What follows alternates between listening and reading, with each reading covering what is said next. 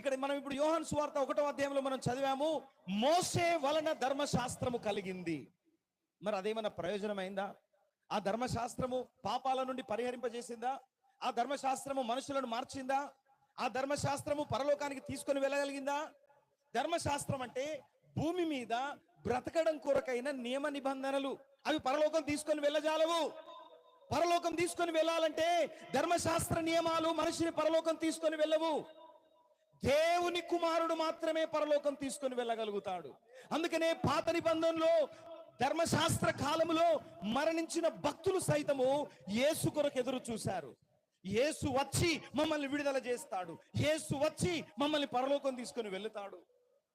అందుకని ఆయన వచ్చి చెరను చెరగా కొనిపోయెను.